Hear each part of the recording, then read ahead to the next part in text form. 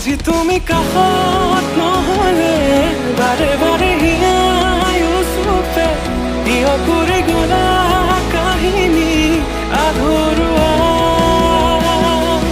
নাহিবা উভতি আকৌ এবাৰ কান্দিব নোৱাৰো প্ৰতিভা তুমি বিনে থাকিব পাৰিম ময়ো জীয়া